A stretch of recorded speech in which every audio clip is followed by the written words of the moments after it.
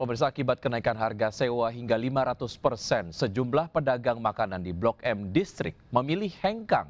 Akibatnya kawasan kuliner yang menjadi ikonik Blok M kini menjadi sepi akibat toko-toko yang tutup. Blok M Distrik yang menjadi pusat kuliner dan hiburan di Jakarta Selatan kini kembali menjadi sorotan, bukan karena keramaiannya namun kebalikannya. Kini para pedagang memilih hengkang akibat kenaikan harga sewa hingga 500% dari pihak pengelola. Sebelumnya para pedagang hanya membayar sewa 2 juta rupiah per bulan, namun meroket menjadi 7,5 hingga 15 juta rupiah. Kenaikan ini dianggap para pelaku UMKM sangat tidak wajar dan memberatkan. Padahal sebelumnya kawasan ini dibentuk untuk mengembalikan popularitas Blok M yang sempat redup. Bahkan sebagai bentuk protes, ada pedagang yang melakukan aksi perusakan toko sebagai protes kebijakan yang sangat memberatkan mereka sebelum meninggalkan tokonya. Viralnya kenaikan ini pun ditanggapi oleh Gubernur DKI Jakarta Pramono Anung dan ia meminta pengelola untuk menurunkan harga sewa kios.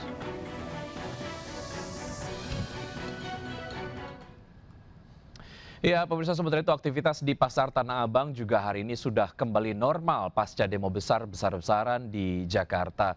Penjual dan pembeli juga sudah berdatangan dan melakukan transaksi. Dan untuk mengetahui kondisi terkini di Pasar Tanah Abang, kita sudah terhubung dengan rekan Naura Syafika di sana. Selamat siang, Naura. Apakah aktivitas perdagangan di Pasar Tanah Abang sudah berjalan normal, Naura?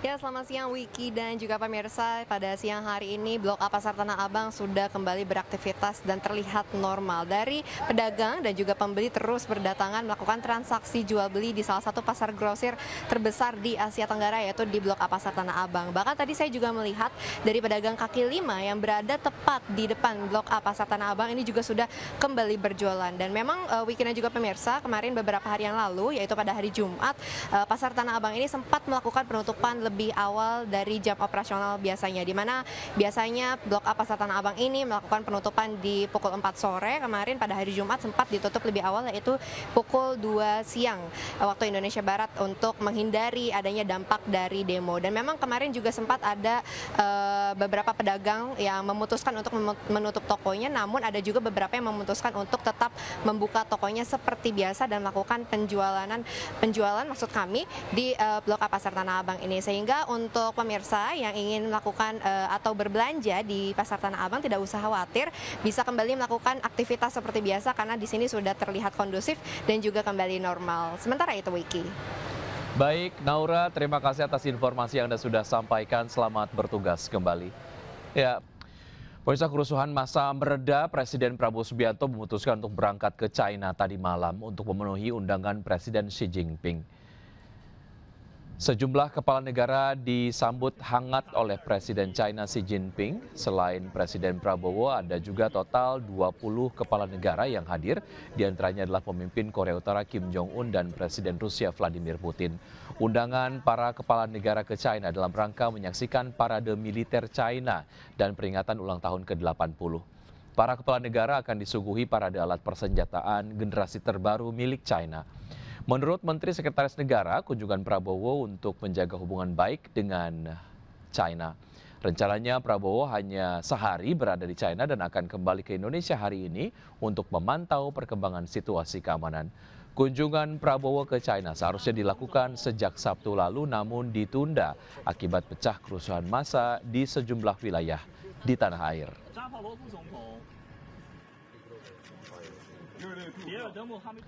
Wakil Presiden RI Gibran Rakabuming Raka membagikan sembako ke warga hingga pengemudi ojek online di kawasan Stasiun Gondangdia, Menteng, Jakarta Pusat.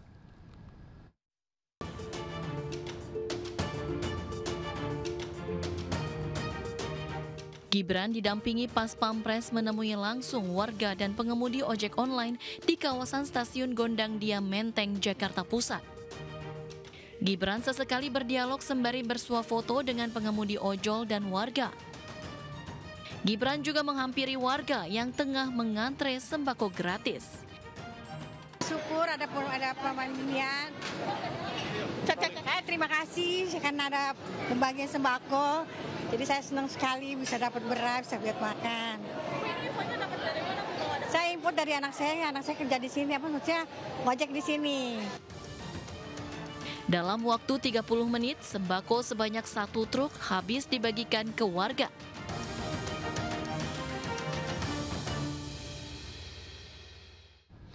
Menteri Keuangan Sri Mulyani Indrawati menyatakan tidak akan memberlakukan kebijakan pajak baru maupun kenaikan tarif pada tahun 2026.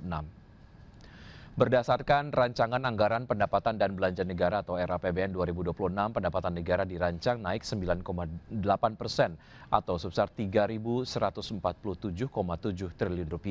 Sumber pendapatan paling besar ini berasal dari penerimaan pajak Rp2.357,7 triliun atau tumbuh 13,5%. Karena tidak ada kenaikan pajak, Sri Mulyani akan fokus pada mendorong kepatuhan wajib pajak untuk meningkatkan pendapatan negara dari pajak. Saat rapat kerja dengan DPD RI secara virtual, Sri Mulyani memastikan tidak akan melakukan kenaikan pajak pada tahun 2026. Sementara untuk pajak UMKM, Sri Mulyani memastikan yang beromset di bawah Rp500 juta tidak akan dikenakan PPh. Namun bagi UMKM di atas Rp500 juta hingga Rp4,8 miliar akan dikenakan pajak 0,5%.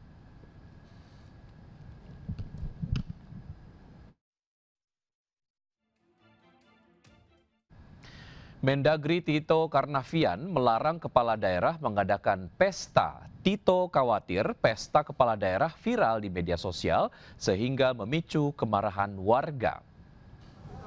Menurut Tito, kepala daerah dan pejabat perlu memiliki gaya hidup sederhana agar tidak ada tuduhan negatif ke pemerintah. Yang menegaskan saat ini situasi dengan masyarakat cukup sensitif hingga acara seremonial atau pesta mewah bisa membuat kegaduhan baru. Tito mengatakan kalau pesta ada musik dipotong, dibuat di TikTok bisa menjadi amunisi baru pihak yang ingin menyerang pemerintah. Tito meminta semua acara dibuat sederhana, cukup tumpengan dan santunan kepada masyarakat miskin. Polda Jawa Timur mendalami foto terduga pelaku pembakar gedung negara Gerahadi pada Sabtu malam yang tersebar di media sosial. Dalam foto yang beredar di medsos, pelaku terlihat membawa ransel, bercelana panjang, mengenakan helm dan kacamata serta memakai jaket ojek online.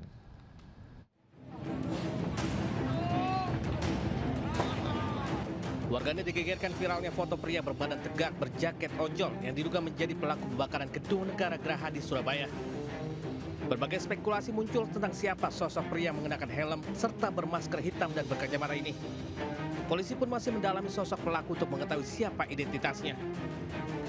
Sebelumnya Polda Jawa Timur mengamankan 580 orang perusuh pasca unjuk rasa anarkis pada 29 dan 30 Agustus 2025 lalu.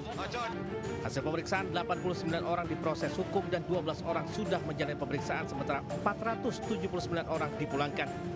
Ratusan orang yang diamankan ini merupakan pelaku perusakan fasilitas umum dan beberapa diantaranya pelaku pembakaran gedung negara Gerahadi serta Mapolsek Tegalsari. Media sosial, media online tentu akan kami tindak lanjuti. Ya. Saat ini kami masih mendalami terkait dengan pelaku sesungguhnya dari pembakaran Gerahadi. Sementara akibat kerusuhan ini gedung negara Gerahadi porak-poranda akibat dibakar massa dalam unjuk rasa pada Sabtu malam lalu.